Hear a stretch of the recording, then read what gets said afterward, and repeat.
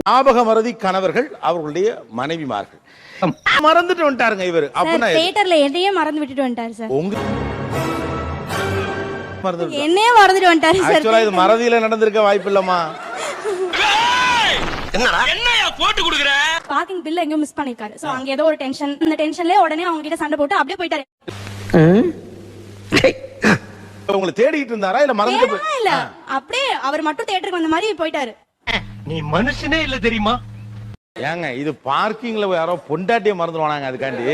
அப்புறம் அவன் ஒரு 10 நிமிஷம் சண்டை போட்டேன் சரி அப்படின்னு சொல்லிட்டு வேகமா நான் கிளம்பி ஏவிஎம் சிக்னல் வந்துட்டேன். அதுக்கப்புறம் தான் ஐயோ இவ்வளவு விட்டேன்னு சொல்லிட்டு திரும்ப யூ டர்ன் போட்டு திரும்ப வந்தேன். போன் பண்ணலன்னா நான் பாட்டு போயிருப்பேன். அப்படியே போயிருப்பீங்க. அதாவது என்ன அதுவும் அவிச்சி வரைக்கும் போயிருப்பேன். எனக்கே விபத்து அடிக்கலாம் பார்த்தல நீ. அதுக்கப்புறம் எனக்கு தெரிஞ்சிருக்கும் ஐயோ ஏதோ ஒன்று கூட்டு வந்தோம் திரும்ப போய் கூட்டிட்டு வரணும். மொட்டை அடிச்சிருந்தாங்க சார். அவரு நான் முடி இருக்க நேரத்துல பூ வாங்கிட்டு வந்துட்டாருங்க சார்.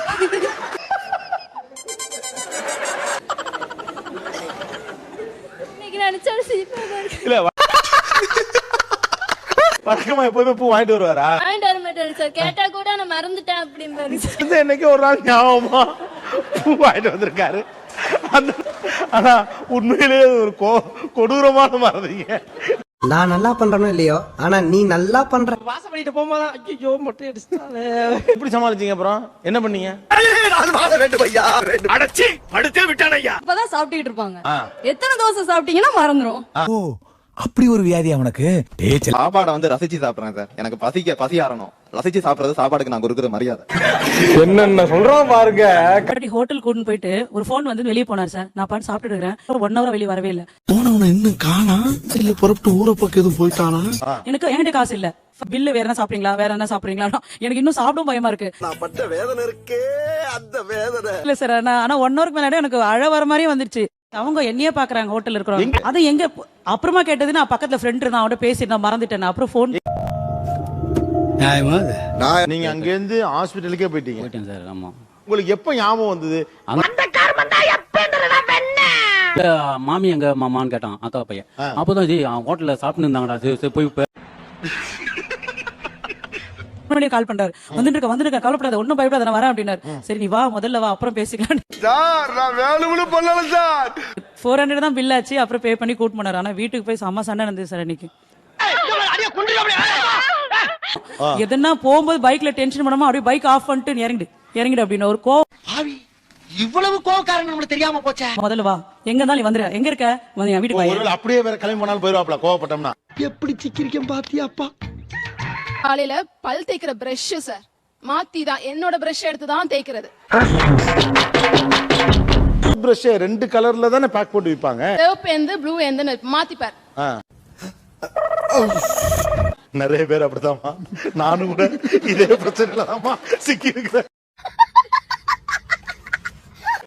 நான் இதுதான் கேட்டேன். எனக்கு மட்டும்தான் மறக்குதோ நினைச்சேன். தெய்வமே எனக்கு மட்டும்தான் இந்த பிரச்சனை ஆகுதுன்னு நான் பயந்தே போயிட்டேனா? எவ்வளவு பேரு அந்த 2 பிரஷ் ஒரே இடத்துல இருக்கும். ஆனா மனைவி பிரஷ் எடுத்து பல் விளக்கி போறவங்க எவ்வளவு பேர் சொல்லுங்க? சொல்லிட்டு படுப்பா இந்த மாதிரி ப்ளூ உங்களுக்கு இது நம்மளுது அப்படின்னு நைட்டு சொல்லிட்டு படுப்பா. என்ன ஒரு புத்திசாலித்தனம். என்னைக்காவது நம்ம இந்த மாதிரி திருப்பி எடுத்து தேய்ச்சிட கூடாது அப்படின்ட்டு இந்த மாத்தி தேய்ச்சிட்டு போக முடியாது நடக்கிறதுதான் எல்லாம் ஒரு பெருமையா பாஸ். எனக்கு பெருமைடா எருமை. ஒரு அன்பால எடுத்து தேய்க்கிறாங்களோ மனைவியுடைய பிரஷ்? அன்பாலெல்லாம் இல்ல சார். அத போய் அன்பால தேய்ப்பாங்களா சார்? சொல்லு அத போய் எடுத்து தேய்ப்போம். உன்னை காப்பாத்தணும்னு நினைச்சா கூட. நான் குமார் அவசரப்பட்டியே.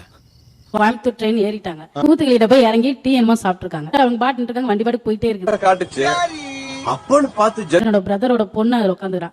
மாமா வண்டி போதும் மாமா வா வா. நான் வந்து வண்டி நீ போடி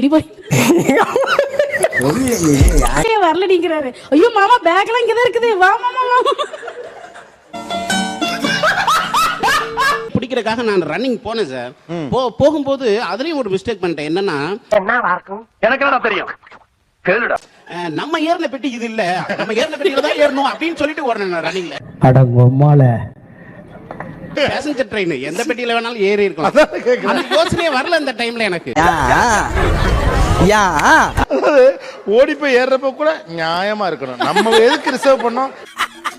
ஐயோ ஐயோ. இதுல போனவங்களுக்கு வேற டாட்டா காட்டிருக்கீங்க.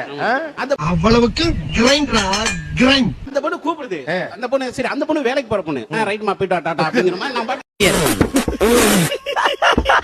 என் பொண்ணு எப்ப பார்த்தாலும் என் முடிய பிடிச்சி தலை வரணும்னு ரொம்ப ஆசைப்படுவா.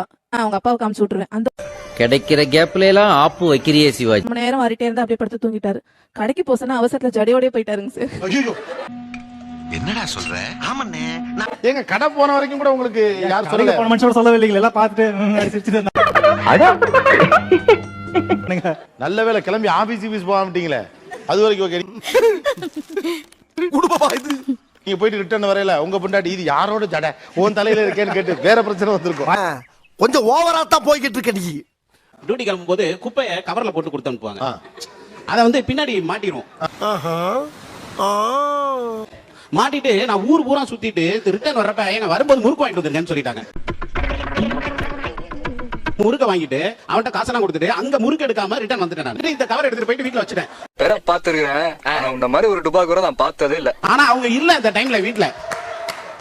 நான் தப்பிச்சேன் அந்த டைம்ல. வெக்கமா இல்ல? என்ன வெக்கம்? முறுக்கு வாங்கிட்டு சொன்னேன், என்னாச்சு அப்படியே மறந்துட்டமா அப்படின்னு சொல்லிட்டு அதோட விட்டுட்டு இந்த டஸ்ட்பின்ல போட்டாச்சு. என் நிலைமை ரொம்ப மோசமா இருக்குங்க. சொல்லவும் முடியல, மெல்லவும் முடியல. ஒரு லவர்ஸ் டேக்கு உங்களுக்கு சர்ப்ரைஸ் கிஃப்ட் ஃப்ரெண்ட் ஒரு கிஃப்ட் வாங்கிட்டேன். வாங்கி பீரோல வச்சுட்டேன்.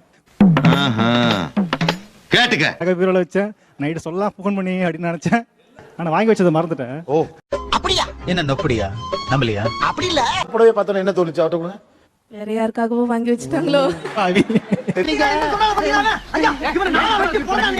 இந்த உலகத்தை தெய்வமே ஒளிச்சு வைக்கிறத தவிர ஒரு குத்தமும் செய்யாத ஒரு பிள்ளையா. இதான் சார் நம்ம பையன் புத்திங்கிறது. யாரோ ஒரு பொம்பளைக்கு கொடுக்கணும்னு நினைச்சிருந்தா உங்கோட்டு பீரோலையுமா ஒளிச்சு செஞ்சு விட்டு குடிக்கிறத பாரு. திருவிழாவில காணாம போன புள்ள புடவை புதுசா இருக்கு, யாருக்காக வாங்கி வச்சிருக்கீங்க? கூட ஒரு ரோஸ் வேற வச்சிருக்கீங்களே கேட்டேன். சிம்ரன்ஸ் என்னடா இது? அப்படியே அசடு வழிஞ்சிட்டு உனக்காக தான் அம்மா மறந்துட்டேன் அப்படின்னு சொன்னாங்க. இன்னும் பச்சை புள்ளையா இருக்கேடா. பச்சை புள்ளையா? ஒரே ஒரு அட்வைஸ் மட்டும் தான் பிரதர், லைஃப்ல என்ன வேணாலும் பண்ணுங்க, ஒளிச்சு மட்டும் வைக்காது. அடி வாங்கியாச்சு, சேத்திரை அடி வாங்கியாச்சு. நம்ம சேனலுக்கு புதுசா வந்தாங்க, மறக்காம சப்ஸ்கிரைப் பண்ணிக்கோங்க. ஆக்சுவலா வெட்டிங் டே வந்து எல்லாமே மறந்துடுவாங்க. நானும் மறந்துட்டேன். சரிங்களா? உன்னதாண்டா கேக்குறேன். டேய் இங்க பாரு, உன்னதாண்டா. ஆர்டர் போயிட்டோன்னே என்ன ஒருத்தர் விஷ் பண்றாங்க, happy wedding day. Same to யூன்ட்டேன் நான். அடே பேயில போமா. ஏய் அவரு உங்களுக்கு தான் வெட்டிங் டே நான் விஷ் பண்றேன் அப்படின்னு. அப்படியா? இப்படி தாண்டா அசிங்கப்படுறதுனா வாழ்க்கையில. ஹாப்பி வெட்டிங் டே. அவங்க ஒரே சந்தோஷம். பரவாயில்ல நான் வச்சு சொல்லிட்டாரு. ஆனா இந்த விஷயத்தை இது வரைக்கும் சொல்ல. உலகத்திலேயே ஹாப்பி வெட்டிங் டே சொன்னாலுக்கு சேம் டு யூ சொன்னா ஒரே ஆள் நீங்க தான் சார். ஓ முடியல. தூக்க மாட்டேங்கிறா. கல்யாணம் ஆகி 12 வருஷம் ஆச்சு சார். இது வரைக்கும் சார் ஒரு பூ கூட ஒரு ஹேர் பின் கூட வாங்கி கொடுத்தது இல்ல சார். மனுஷனாடா நீங்க எல்லாம். ஐயோ தப்புதான். நான் மறதிதான். மறதிலாம் இல்ல சார். ஒரு மறதி மாதிரி இதை பார்க்க முடியுது, அதான் கேக்குறேன். என்ன பதில் சொல்றது இல்ல. ஆனா அந்த நேரத்துல மறந்துடுறது.